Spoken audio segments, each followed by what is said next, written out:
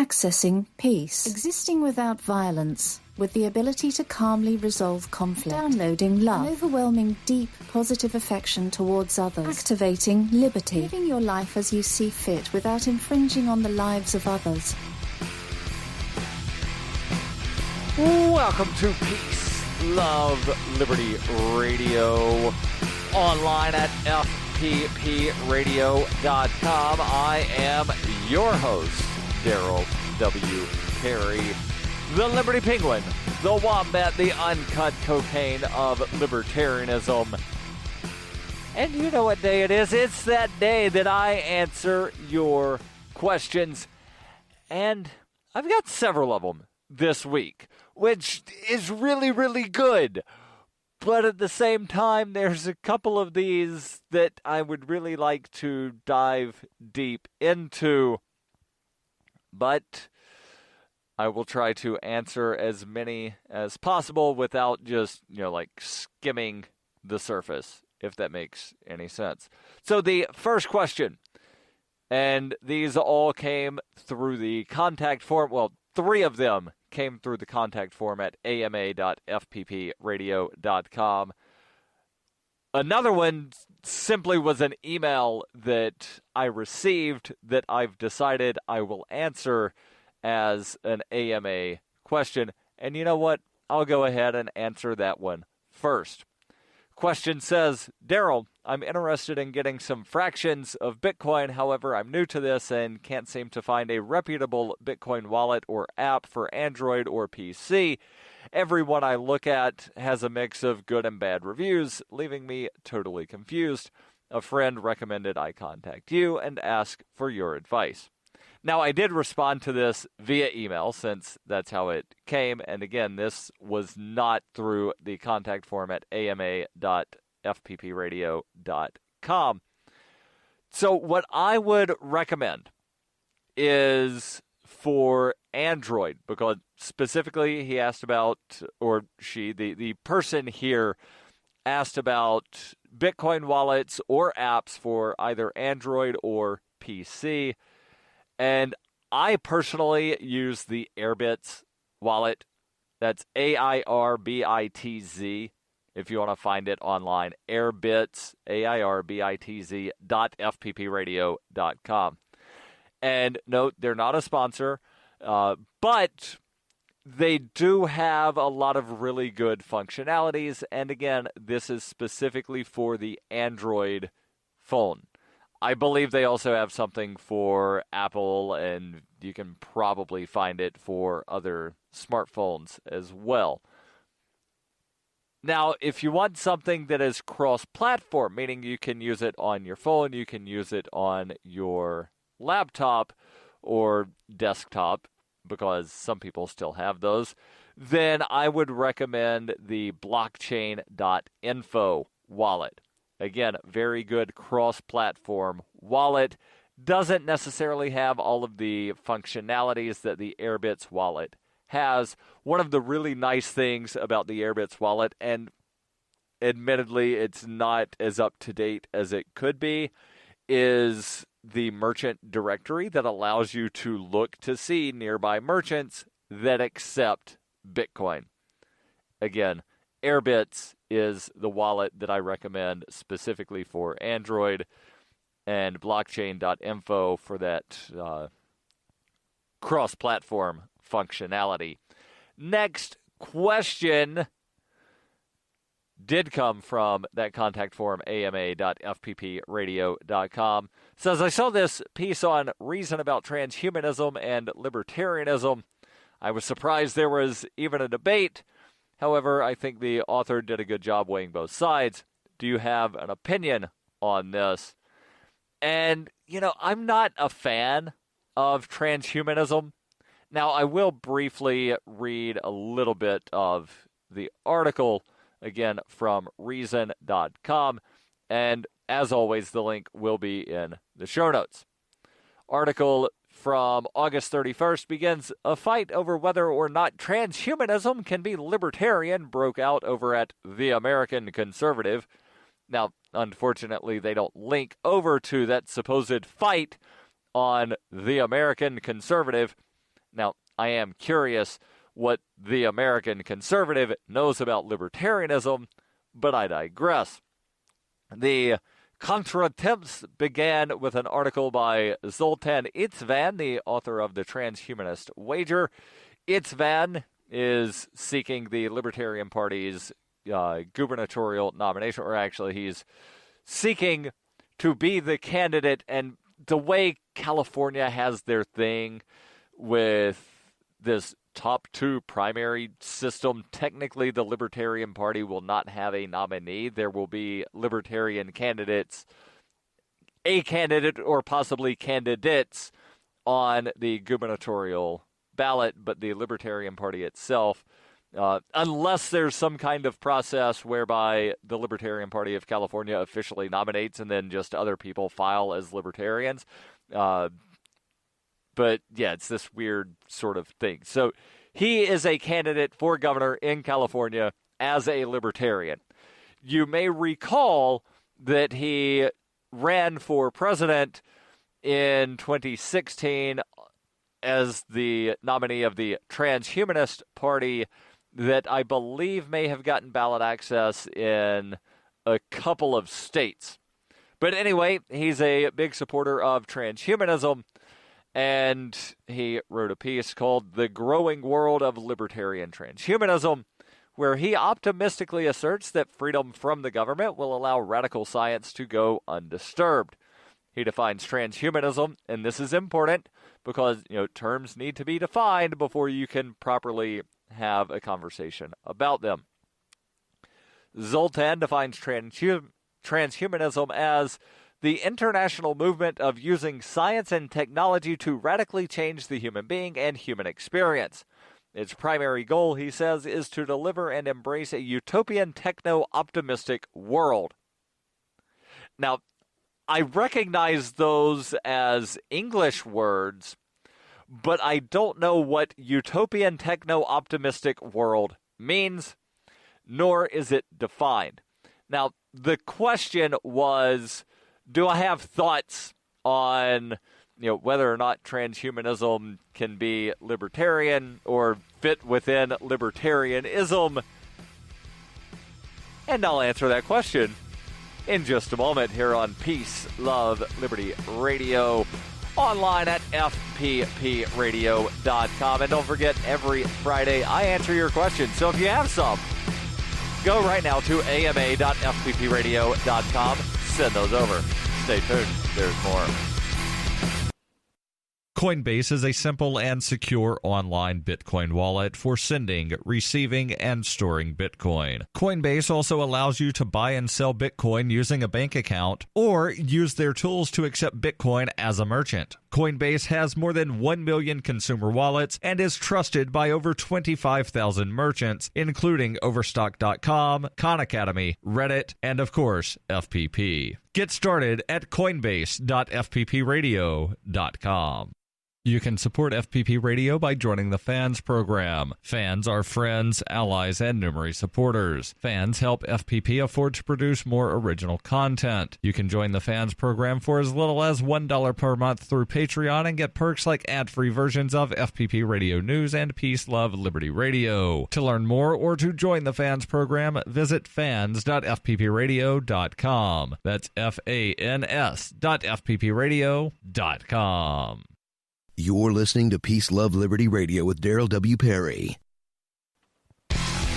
Welcome back to Peace, Love, Liberty Radio, online at fppradio.com. I am your host, Darryl W. Perry, the Liberty Penguin, the Wombat, the uncut cocaine of libertarianism, answering your questions because that's what I do every Friday. Question about an article over at Reason.com about the debate over whether or not transhumanism can fit within inside libertarianism. And certainly it can.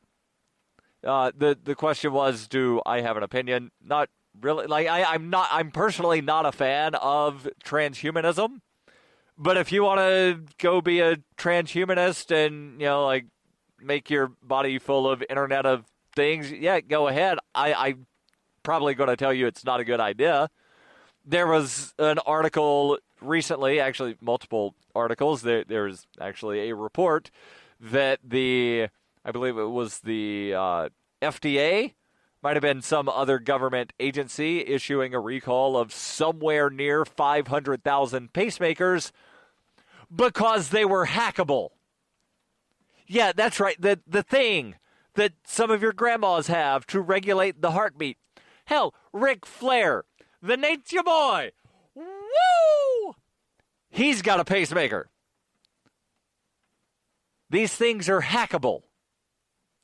That means that, some nefarious person can, do some kind of thing and wind up causing Grandma or Ric Flair to have a heart attack. Not good. You should not have hackable IoT devices inside your body. It's not smart. But as long as you're not forcing people to do it, and as long as nobody forced you to do it, certainly it fits with inside libertarianism. Now, here's a thing, and I'm not saying that the person asking this question was necessarily trying to go there, but there are some people that they just want to try to, make every decision or subject into, well, what's the libertarian philosophy on this? Well, libertarianism doesn't have a philosophy over whether or not you put the jelly on the bottom slice of bread or on the top slice of bread when you make a peanut butter and jelly sandwich, because libertarianism is a political philosophy that is grounded in morals. Yes, I said it's a political philosophy grounded in morals. And it's grounded, some people would prefer the term ethics, that's fine. But it's grounded in the belief that no one has a legitimate right to prevent someone else from doing something that does not cause harm to another person. So, as long as I'm minding my business, not hurting anybody, that's perfectly within libertarianism. Whether it's making a peanut butter and jelly sandwich, putting the peanut butter on the top slice of bread, not the bottom, putting the peanut butter in the shape of a heart and the jelly in the shape of a heart. That doesn't, there's no libertarian philosophy on that, because it's not something that is forced on another person. Now, there's a second part to this question, and I probably spent way too much time rambling on the first part. Second part of the question, also, what transhumanist mods would you have in a cyberpunk future? Well, I don't really know what the word cyberpunk means, but I'll answer the question of, if I were to, let's say, and I'm showing my age here, go back to the days of the Bionic Man and the $6 million man and something, blah, blah, blah. I'd get my knees replaced and have bionic knees. Specifically the left knee, because that's the one that gives me the most trouble. But yeah, I'd totally wind up getting bionic knees. I don't know if that's transhumanist, because it's not connected to the internet and it's not trying to prolong my life artificially. So, don't know if that falls within transhumanism, but certainly, within libertarianism, because it's not forcing anybody to do anything. Next question. We all know, and this question actually comes from Scott McDonald, the host of the ANCAP Barbershop. And if you're looking for a haircut and happen to live in the Huntsville, Alabama region, reach out to Scott. He made a post on the Facebooks earlier begging people to come get their haircut, because apparently he needs some money. So if you've got some money and you need a haircut and you're somewhere in the Huntsville, Alabama region, call up Scott. And no, he did not pay me to say that. But anyway, Scott McDonald sends a question. We all know that cannabis has been shown to be helpful in easing stress and pain for people that suffer from a number of elements. But what do you think about the claims that cannabis, or its components, actually fight cancer? I hear this all the time, and it sounds a little far-fetched. I'd love to hear your thoughts.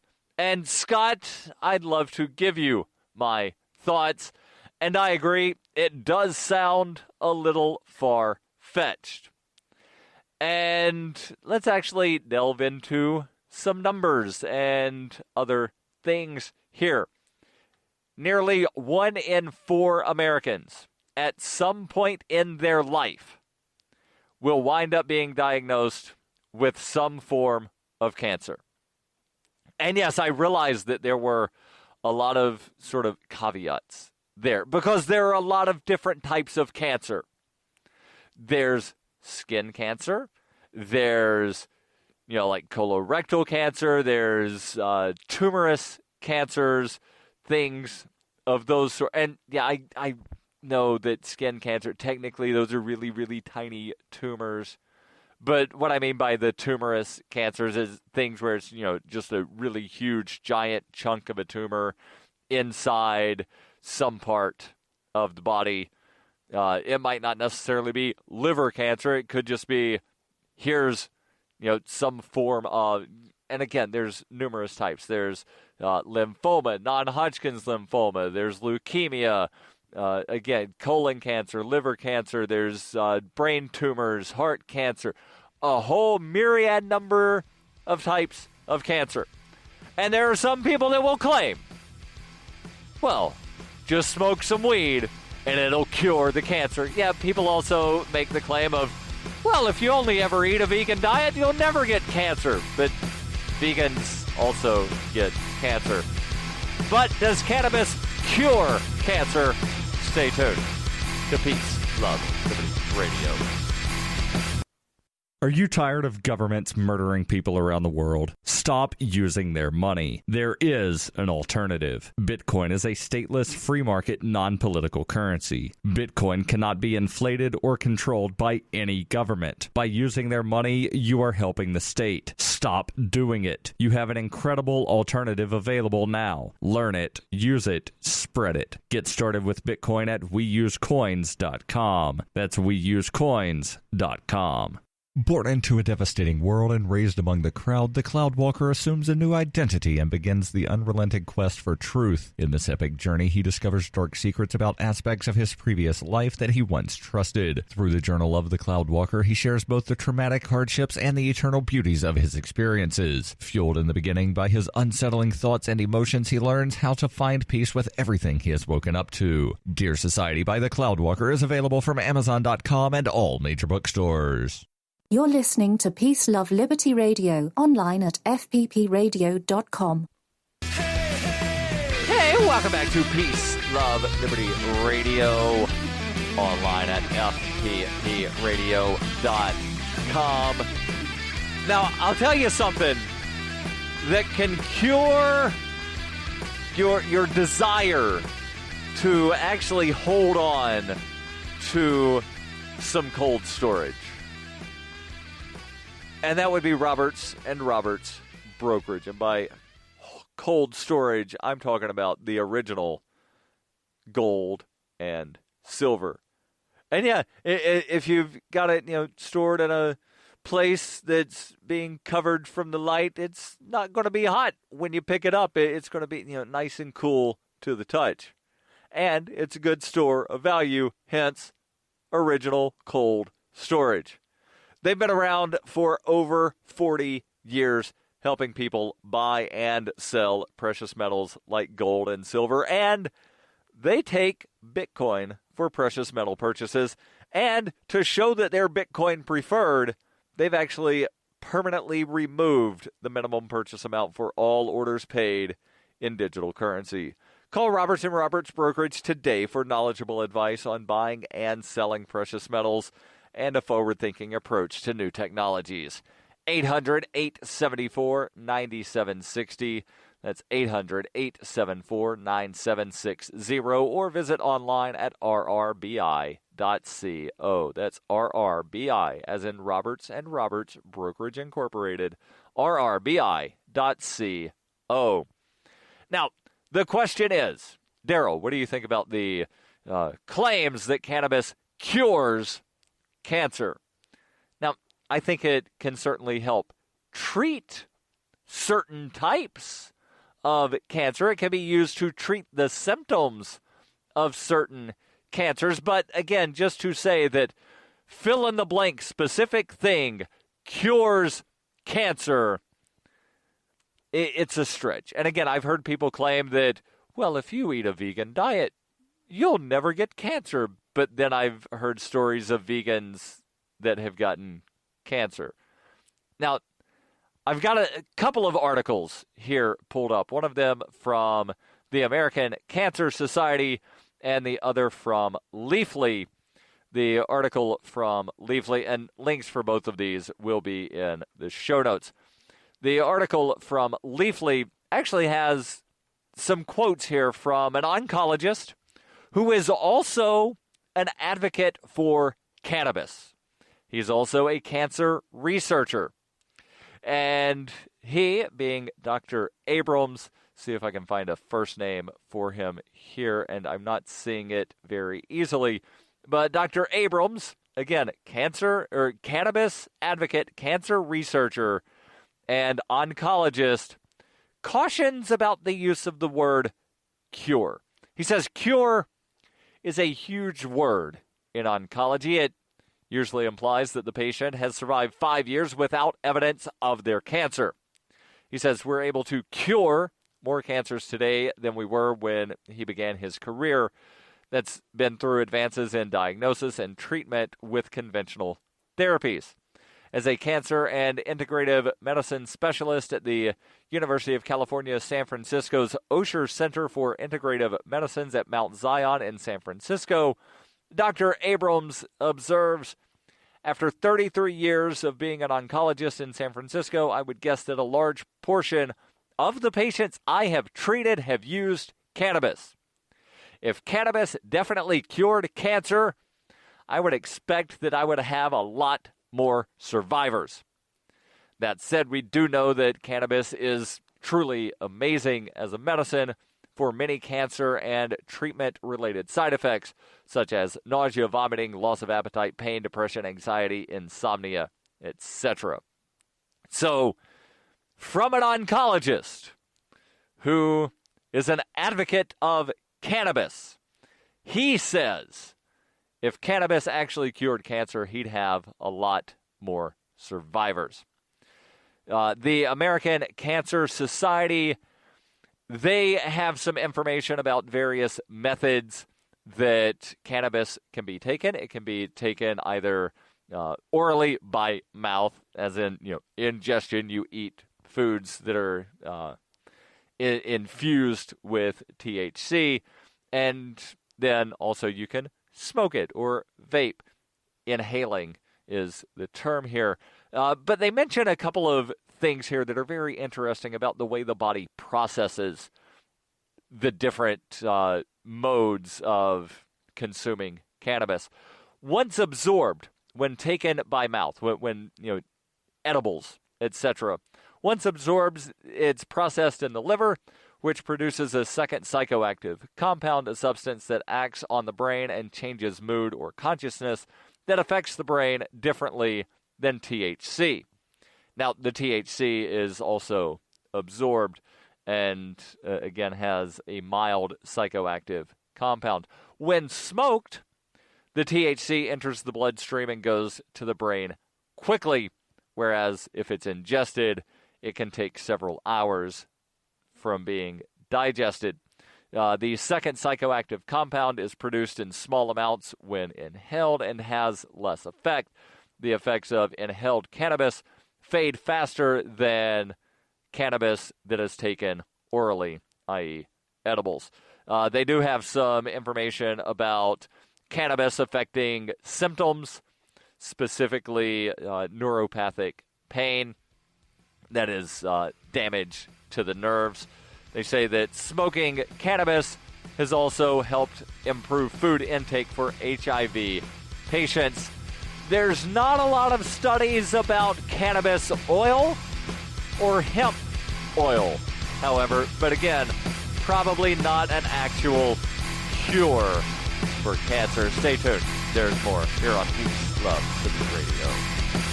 Hey, this is Michael Dean from the Freedom Fiends radio show. I've been working with computer programmer Derek Slopey to create Fiend Phone. I'm using Fiend Phone right now to talk with and record one of my co-hosts in real time. Take it, Davi. Hey, this is Davi Barker, and I'm 1,000 miles away from Michael, but we sound like we're in the same room. We sure do, Davi. So, Davi, please tell the nice people more about Fiend Phone. Fiend Phone is free, open-source software that opens up a global world of possibilities for collaborative, high-quality remote voice media production, and I'm digging it. People can try the Windows beta version of Fiend Phone right now at fiendphone.com. But we're also raising money to vastly improve Fiend Phone and vastly improve independent talk media worldwide. So go to fiendphone.com to help out. Who will build the audio roads? We will, with your help. That's fiendphone.com. FEENPHONE.com. Foxtrot, Echo, November, phone.com. Fiend Phone. I never knew remote audio could be this good. This is Paige Peterson from Made Safe, and you're listening to Peace, Love, Liberty Radio with Darryl W. Perry. Welcome back to Peace, Love, Liberty Radio. Online at fppradio.com. I am your host, Darryl W. Perry, the Liberty Penguin, the Wombat, the uncut cocaine of libertarianism, answering your questions. And I think I'm going to do it. I think I'm going to be able to get through all of the questions this week, but don't worry. If you've got some, you can send those over using the contact form, ama.fppradio.com. Question. Darryl, what are your thoughts on parallel parking when it comes to backing in versus pulling in? Well, let me pause here. There's more to the question/statement here. I hate parallel parking just because if there's already, a car in front and behind the space, there's not really any good way to get into the space. And then you have to worry about what the second part of the question is. Seems to me one must have a way to determine who's in the right if two people are going for the same spot, each using the different method. And I've actually run into this to where, if I'm going to pull into a parallel parking spot, I prefer to back in to the spot. But again, there are times when, and it might not even be somebody that's trying to take that parking spot. It's just some guy that wants to tailgate you that doesn't realize that you're trying to back into a parking spot and then just pulls right up on your butt and starts honking the horn as you're trying to back in, but you can't move because he's right on your butt. So that's why I hate parallel parking. I much prefer spots where you pull in, either diagonally is probably preferred because then you don't have to worry about, oh, yeah, there's a spot, but I can't get into it because there's a car next to it and there's something in that other lane of traffic and I can't make a really wide turn. Diagonal parking spots are the best parking spots. And no, that's not because somehow, libertarianism says so. That's just Darryl saying so because it's my preferred method of parking spots because it's the easiest to pull into or back out of. Now, I also prefer, and this is a Darryl preference, not some, Darryl said it, so therefore universally preferable, blah, blah, blah, blah, blah, put it on a blockchain, have an ICO. No, this is just Darryl's preferred type of parking is a diagonal spot where there's not anything on the other side and you can just pull straight out. You don't need to back out because that's how accidents happen in parking lots, people. That's how accidents happen. Is when you're trying to back out and you can't necessarily see everything. Don't forget, every Friday, I answer your questions. Send those over, ama.fppradio.com. The podcasts of FPP Radio are licensed under Copy Heart. We believe that copying is a form of flattery and do not abide by the copyright laws. Those laws serve to restrict the flow of ideas which no one can really own. Copying is an act of love. Love is not subject to law. If you enjoy the show, consider joining the Fans program and get perks like ad-free versions of Peace, Love, Liberty Radio and FPP Radio News, and also get a copy of the monthly newspaper FPP News. To learn more or to join the Fans program, visit fans.fppradio.com.